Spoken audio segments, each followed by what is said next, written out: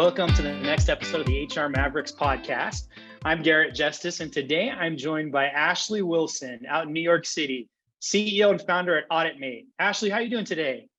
I'm doing so good. Thank you for having me, Garrett. It's great to have you on the show today. I'm super excited to dive into our topic. I think it's a special one. It's an important one for sure. But before we do that, tell our listeners just a little bit more about you and also about your company, Auditmate, and what you do. Yeah, so I am Ashleigh Wilson, founder and CEO of Auditmate. We are the first ever elevator and escalator auditing and management software, to which most people go, what the heck is that? And we found that building owners are only receiving 50% of the elevator services that they are already paying for. And the elevator and escalator industry is an $80 billion a year industry, growing to $120 billion a year in just a few years. And so this industry is massive. There's literally nowhere for us to grow but up, right? And so building owners are not getting what they're paying for. And so what Auditmate does is we created a software that audits all aspects of their elevator service vendor to ensure they're getting 100% of what they're paying for and not paying any more than they should. I love it. It's so fascinating. I love learning about like little niche industries, things you wouldn't have thought of before, right? And, I found it fascinating reading just about how you kind of fell into this, kind of got into this. So tell our listeners a little bit more just about your background and how you decided to found a company focused on, elevators and the service, right? Yeah. So I'm an elevator baby, I like to call myself. I was raised in the industry. My stepdad was in the industry my whole life. I joined in my early 20s, and I quickly found that the profits in the industry were because customers didn't understand their contracts. These contracts were extremely vague and confusing. They're intentionally confusing. And then elevator companies just simply not doing their job. And really what happened is, me being in the industry, I started to live at odds with my values and morals, and I couldn't do it anymore, right? It didn't feel good. And, being of a different gender than the majority of the elevator and escalator industry, and being really values driven and really customer driven, I just, it started to almost make me sick, to be completely honest. And I don't mean like, oh, that's sick. I mean like, no, like my tummy hurt. Like it made me physically sick. And so I left, and Auditmate was born about 9 months after I left the elevator industry. Awesome. Well, it's so cool. It's fascinating to hear about your background and, what led you to start this company. What we're going to talk about today is, you and I discussed, what do we talk about in this episode? You kind of proposed this idea of something that I know you're super passionate about, and it's really about people. It's people on your team. And, I could sense that as you're talking about your background, growing up in the elevator industry and why you started this business. It's really about taking care of people, and it's about maintaining people over profits. And that's something I think that a lot of people hear about. We don't often hear the CEO talk about that, because as a CEO, especially of a software company, you have to maintain profits. You have to be able to show a good return and growth. And sometimes historically, people that you're at your company, your employees often, right, get the brunt of that are on the opposite end of that, right? So I'm excited to talk about this topic today and really dive in and kind of understand, your experience. And so I guess just to start us off, what does it mean to show up to work as your true self? It's real messy. It's messy, to be completely honest. And I think that's why it's often you see big corporate America be like, be authentic. And it's like, do you really want people to be authentic? Yeah. Because it doesn't fit in a suit, right?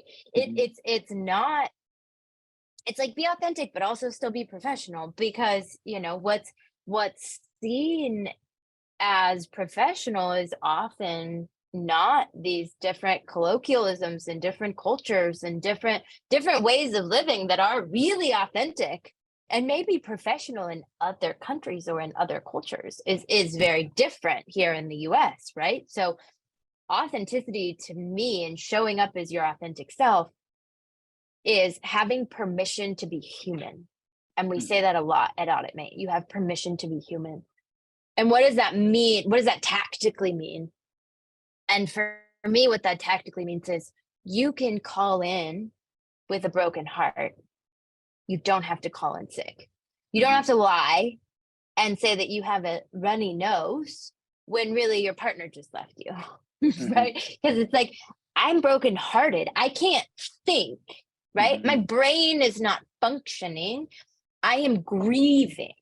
And it doesn't matter why you're grieving, right? But to be able to have this space, and not that you have to disclose, that's not what I'm saying, but if you do feel comfortable enough or be able to take a mental health day and not have to fake a physical health day, it means that you get things wrong. I get things wrong a lot, right? We're human and we're building this massive startup together. So you go from running an idea to running a $12 million company in the span of just a few years. You're going to mess it up. You're going to put your foot in your mouth. You're going to not put people first. And then what happens when you build a team that expects a human-centered environment, that expects heart-centered courage, is they look at me and they go, you're not living in our values. And I'm like, yep. I'm gonna go take a walk around the block because you're right. I'm not, right. And we call each other out. And it's not, there's no hierarchy to living in values. No one is above it. And in fact, when you are above the rules, your self-discipline and your discipline to these values is higher, not lower. Yeah. I love that. There's so much that you just said that we could unpack that I just love.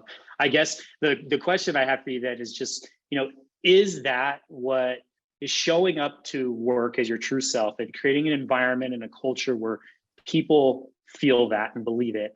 Is that really, in your opinion, the key to this topic that we talked about, maintaining people over profits in your company? Is that the core of it? Is there anything missing from that?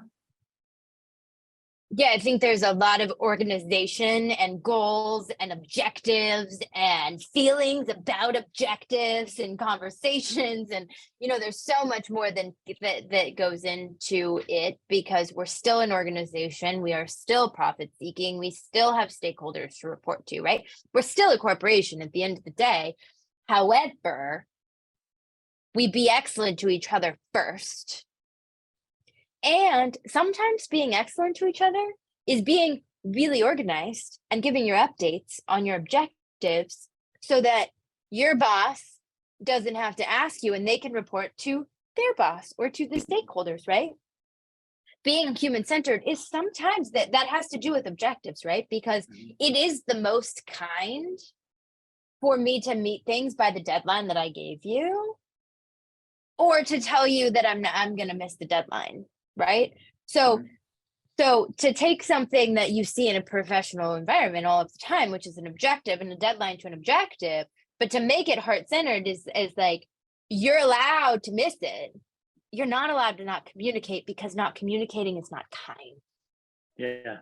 Right. And so we can still be heart-centered and do all of the things that these big corporate environments are doing. We just know that we're messy feelings, humans, that all of that also is a part of the equation.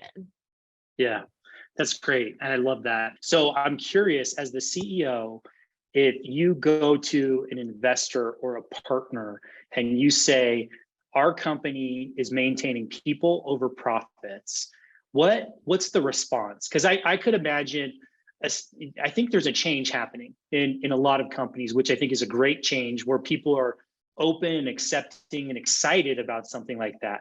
I could see 10, 20 years ago where that would have been a very scary conversation to have, and you might have been cut off by investors or partners. So what's that conversation like today? Like how do people you work with from your perspective as CEO respond to something like that?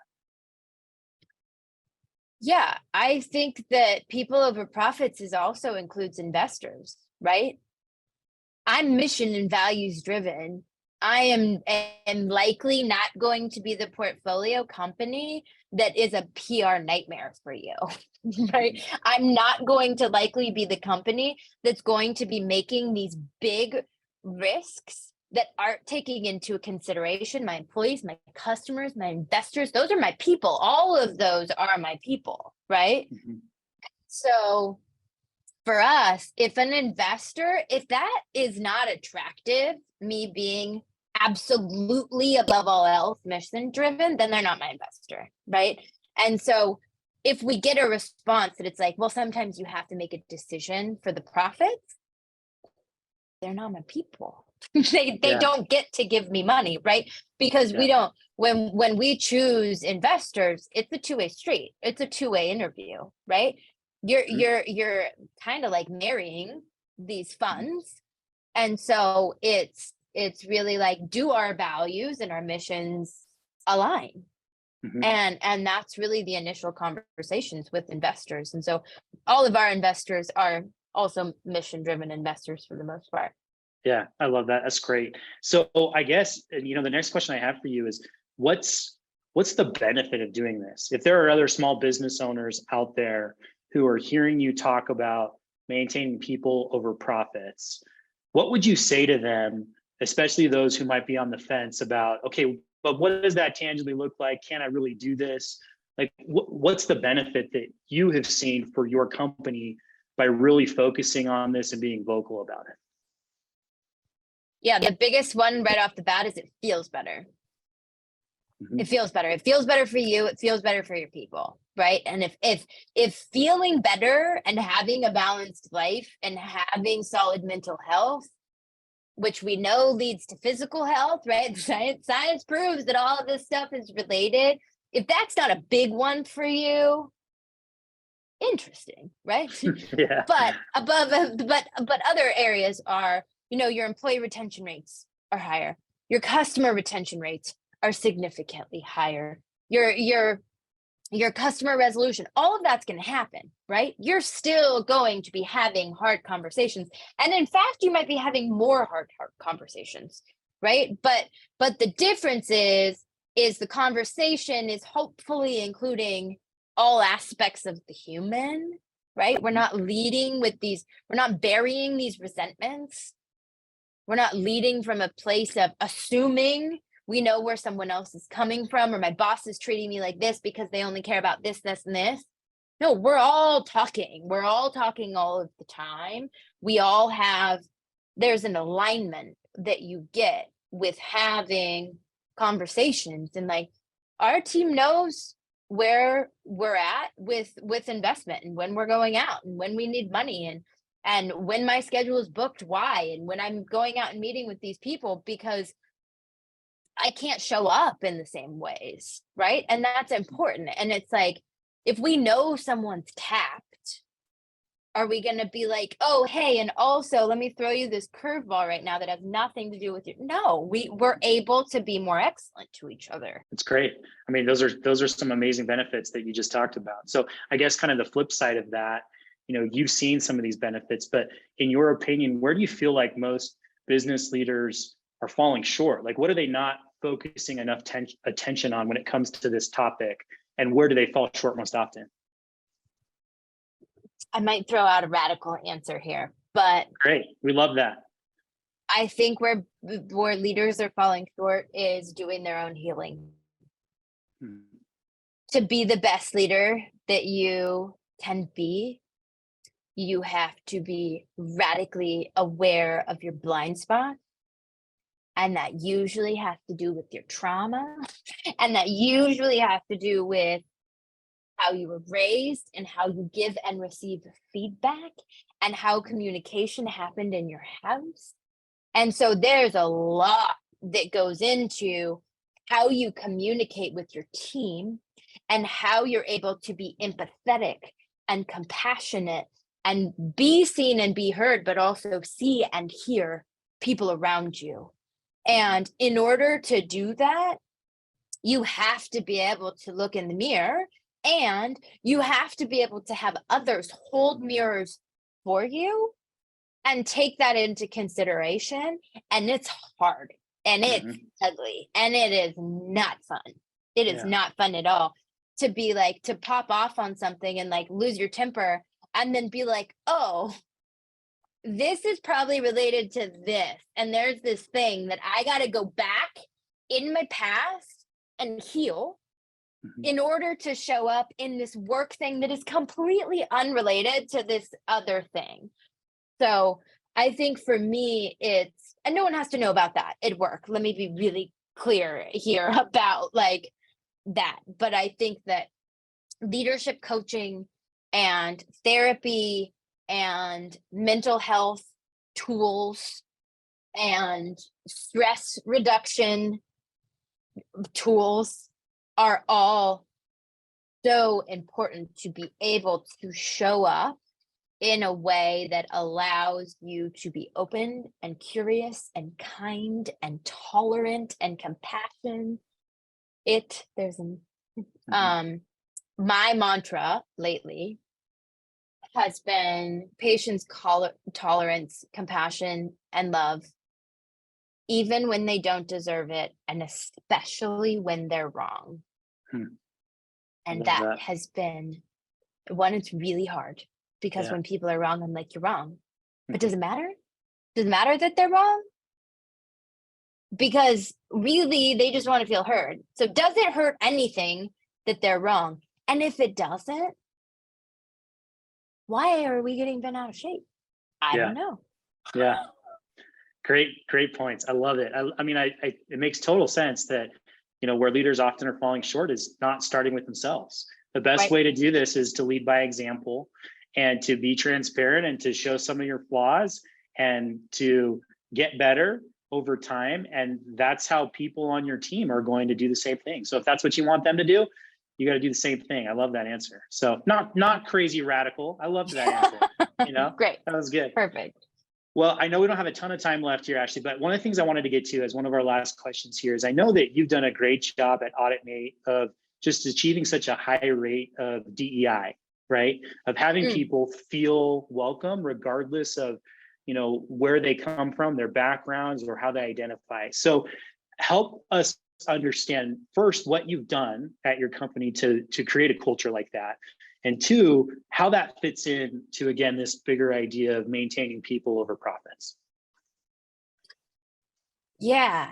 You know, it's interesting. We were at some event and someone said, what's your DEI index? And we were like, what does that mean? And they're like, what's your stack of people? And we were like, God, that's so weird. People ask people that? Like, that is the weirdest question ever. Like, you say what percentages you are. Like we get what's our tech stack, but like, what's our diversity stack? That's so interesting to me because we don't think about people like that. Yeah. Right. And I think the only question that we've asked in regard to diversity is if we are about to hire a white cis male with an Ivy League background, did we look hard enough? That's really the only time that we go, did we look hard enough, right? And it might be the right candidate, and I'm not discrediting that it might be the right candidate, but that's really the only time that we go, are we sure? Did we look, right? Otherwise, we understand that more marginalized communities apply for jobs less 60% less, when they don't meet 100% of the requirements. White males apply to jobs when they meet 40% of the requirements on average. So knowing that your candidate pool is going to be different based on just the psyches of different types of humans. So at the bottom of every one of our job descriptions, we say something similar to what I just said. We know the people apply, blah, blah, blah, blah, blah. If you feel that you are the right person for the job, but you do not meet the requirements, email me anyway. I want to talk to you. Yeah. We don't have a requirement for a college education at Auditmate.